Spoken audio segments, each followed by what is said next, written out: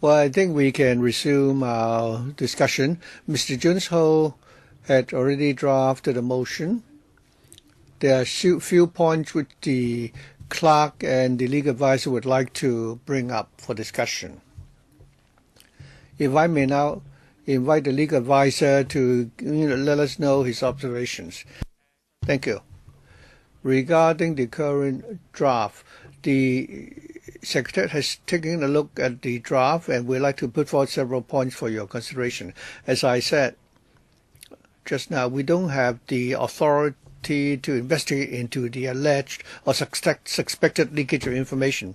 Starting from the second line, we're talking assisting in the investigation of the leakage of information. Members may wish to consider that because we simply don't have the terms of reference or the authority to conduct such investigation.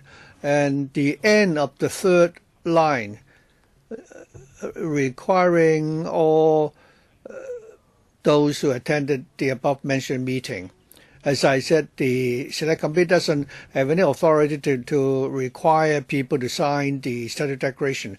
If the motion is simply an expression of opinion, suggesting what members should do or recommending what members should do, then it is only an expression of opinion that members may consider that. But if it were taken as a request or requirement to be imposed on or requiring someone to do certain things, then members may need to consider the wording of the draft. And the clerk may also supplement if she likes. That is regarding the people attending the meeting. Members may wish to consider whether staff attending the meeting, including the staff of the Secretariat, would also need to sign the declaration. And perhaps after the meeting, the Secretary may need to conduct a study to see whether we should require our Secretariat staff to do this. And as an employer, should we require our employee to make such a declaration? These are the few points I'd like members to consider. So it's a very short draft, but there are many issues arising from that, and we do have our reservations. We don't want anything that is compulsory or binding on members and Secretariat staff to undertake responsibility that they should not undertake.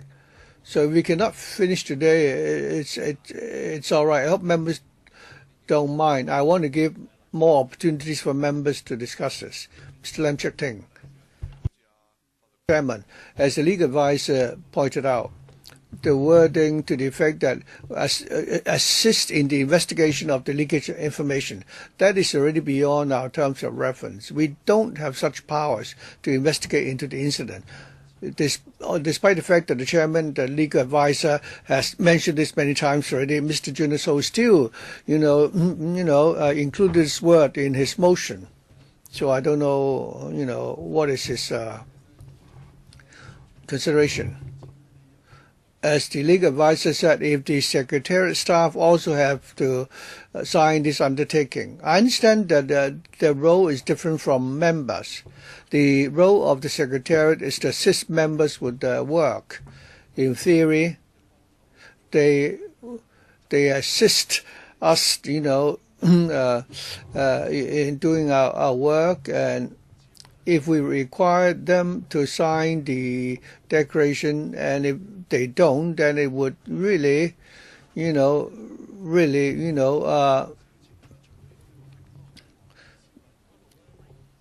strain our relationship. So, because we would be, if they don't sign, then one is suggesting, we seem to be suggesting that they were also suspected of leaking the information. So I don't think we should say that. Simply say 4 members from the Pan-Democratic camp. Don't involve the Secretariat staff, Chairman. Mr. Leung. I just want to clarify one point. After we have taken a vote on this motion, Regarding Junius Ho's draft, I also have some recommendations. Are we going to vote on my draft as well, or should we? I just want to know. As I said, since this is not legally binding, I'm personally inclined not to vote or in respect of the content. So this is only a suggestion rather than a requirement, as the chair legal advisor said. We do not want to adopt an approach which would result in the passage of a remedy or sanction, because the committee simply doesn't have the power to do that. It may not be ultra virus, but it may be improper. So, Mr. Junius Ho, would you like to consider amending your motion before we discuss it further? Or is there anything that you would like to say in response? Therefore, in order to assist in the investigation of the leakage information, I think this select committee certainly has the authority to follow up on that.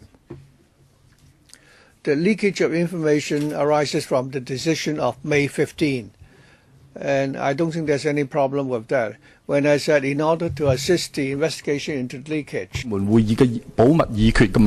it is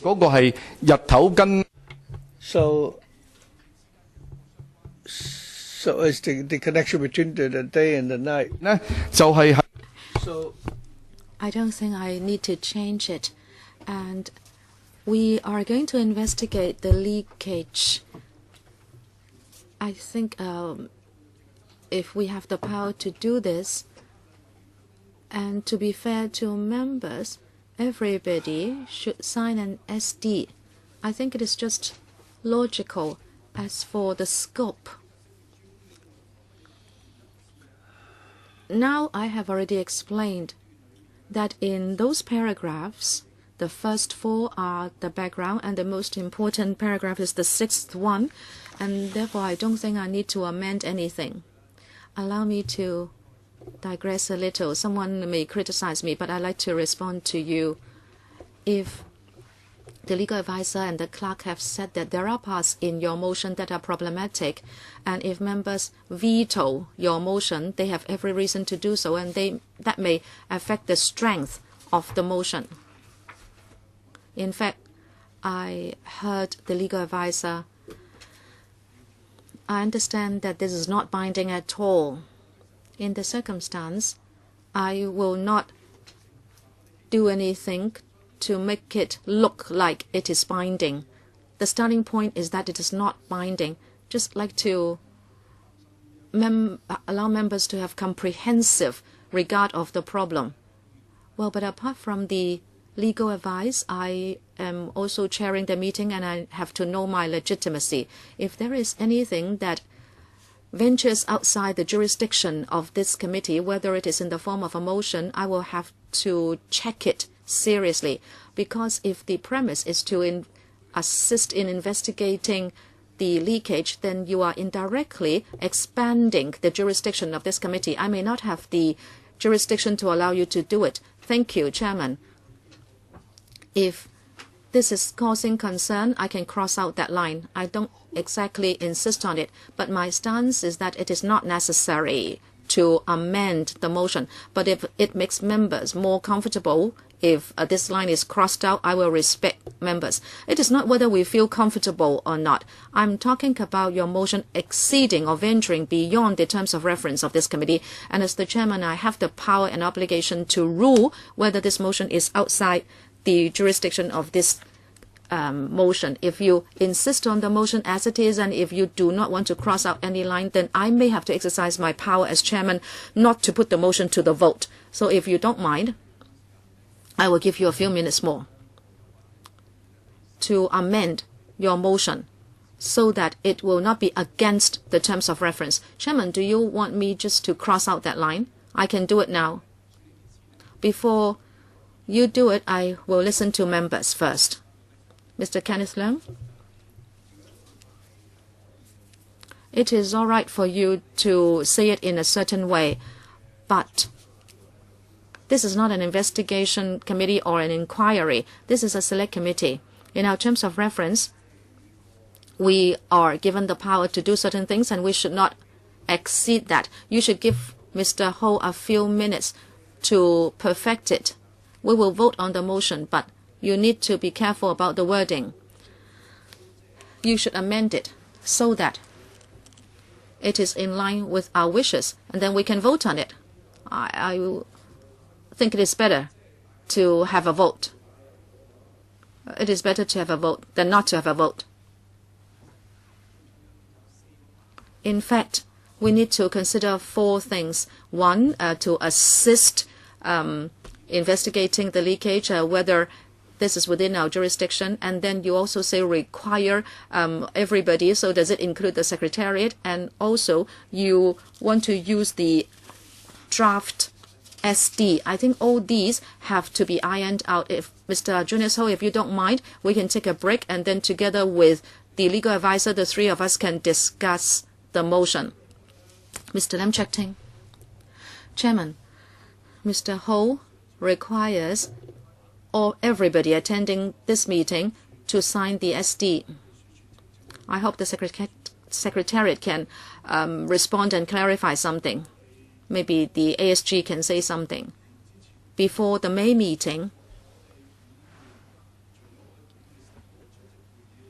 apart from those attending the meeting on the 15th of May, is there anyone at the Secretariat or any member, to the best of your knowledge, knew about the document from Hon Chow, that there were tracking changes by CEO CE, and did anyone know about that electronic version? If that is the case, sorry, Mr. Ho, using your logic, it is not just people attending this meeting, but all those who knew about it.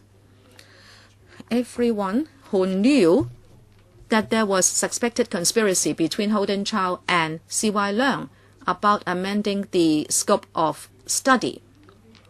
Secretariat, can you now respond? I believe the knowledge was not privy to just members or people within the council. Well, maybe we need another select committee to investigate into it. ASG, to save time, at this stage, I don't think I need to state all the names, but a short reply to Mr. Lam Cheuk-ting is definitely there are other people at the closed-door meeting there. The minutes of that meeting had been written, and translation staff and also people doing the audio taping, they would know about it. No, ASG, I'm not asking about that very day. I'm asking before that day. Because we know that this was discovered by the Secretariat, and so they reported it. So who are the staff involved? Is it that other members or other chairman who knew about it? You should tell us all, and if that's the case, everybody should sign. Maybe the clerk can first answer, and then the ASG can add. Order, please. Thank you, Chairman. To respond to Mr. Lam Cheuk-ting. He doesn't have the mic. She doesn't have the mic. I'd like to point out that the proposed changes by Hon Chow is a public document. On the 26th of April, soft and hard copies were sent to members and their assistants. The Secretariat would not be in a position to know whether other people were in touch or knew about this document. No, I'm not talking about this. Clerk, as the chairman said, it is not the paper itself, but the tracking changes by CEO CE. I'm talking about that electronic version. How many people questioned that document, and to whom, to how many people was that reported? If, according to Mr. Junius HO, everybody who knew about it should sign the SD. Well, in fact, my point is, let us not extend it to so many people. We should only apply it to members. But in order to be fair, you're asking everybody who knew about it to sign. The clerk, you need to know whether there were other people who knew it and how many. I think the clerk needs another SD to reply to you. No, this is a basic fact. We need to know this before we decide how to vote, and whether it is appropriate for those people to also have to sign the SD, the clerk. Well, it is not that I did not want to reply directly. I was only setting the scene.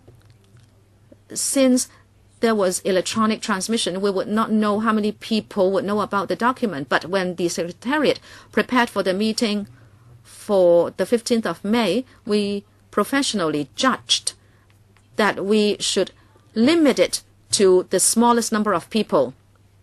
Therefore, there were these people in the meeting room, they would know. And as the ASG said,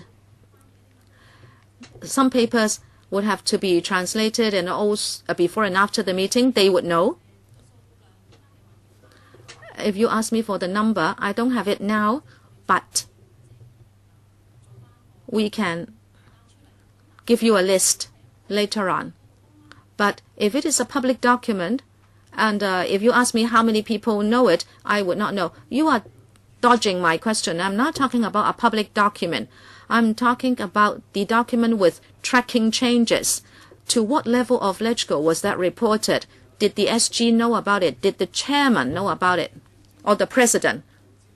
Well, after the May 15th meeting, before the media reported on the incident, I believe not only members knew it, I believe the party colleagues of members would know. I think this is possible. That is why I think you are casting the net very wide. I think many members would want to speak. Let us all speak. Ms. Eunice Young, she has not spoken. I think the motion is clear as to who should sign. It is saying here that those who were at the meeting. It did not say anyone who had any contact with the incident. I think Mr. Lam Cheuk-ting was acting like an investigation just now, and it seems the clerk was interrogated. Even the chairman had to answer questions. Let us go in another direction. Now, who knew, who did not know, how many knew, where it went, the entire chronology. Perhaps we need another select committee to look into that. I think it is time we dealt with this motion. Let us make the best use of the time. Mr. Stephen Ho, I share her view. It's not as Mr. Lam Cheuk-ting said, anyone who had a look should sign. I don't know whether Ms. Lam Cheuk-ting's Chinese is good. Look at the motion. It says those attending the meeting. It does not talk about people who did the audio taping or who translate papers. Let us not talk about the premise for this motion, whether it is accurate, because I also think that it is problematic. That is the line about assisting the investigation of the leakage. This is really outside our jurisdiction. Maybe we need to do something about that line. Mr. Andrew Wen. Chairman, we are arguing two major points. That goes to show that there is deficiency in the motive and the writing of this motion. Chairman, you remember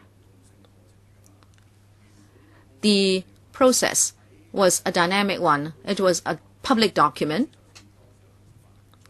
and the Secretariat identified problems, but they kept it confidential because this was their professional judgment and integrity, and we are not talking about the same thing. So the process was dynamic.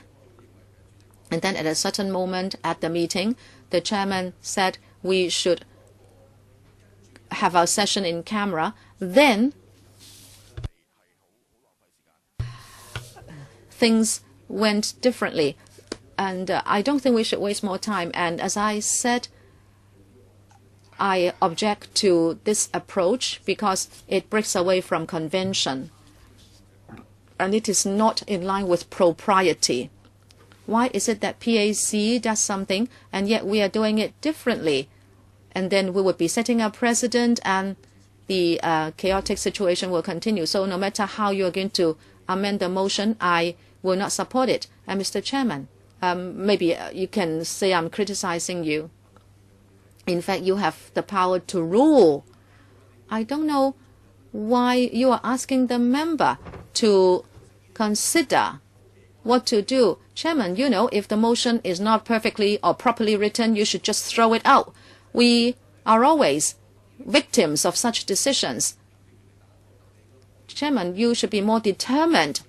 No, I'm giving him a chance. If he agrees to amending it, I think I should allow him to do so. This is my style of working. Ms. Priscilla Leung, I have just submitted my motion, and that is to amend Mr. Ho's motion to cross out the line to assist to investigate the leakage incident, and the word require would become propose, and so it will be an SD drafted by Mr. Ho and amended by Ms. Priscilla Chan. Kenneth Leung, I have a question for the clerk. You said that on the 26th of April, you already sent the electronic version, which namely after the amendment. So there are changes. So people have read the paragraph which has been amended by the CEO this year. So after the 26th of April, many people would have been discussing this incident. So where's the leakage of confidential information? And secondly, we can still proceed with the motion, but I don't think we should refer to any particular version. Priscilla saying that we should have a version, Mr. Junius HO's version as amended by Priscilla Leung. Why don't we simply have two versions? You know, one is the question, the other one is the suggestion. Why don't I allow a few more times to Ms. Priscilla Leung and Mr. Junius HO to see whether they can come up with the latest version after taking on board the advice by our legal advisor, and then come up with a version that is more acceptable for members, and that there will not be any legal complications. All right, I'm going to allow 3 minutes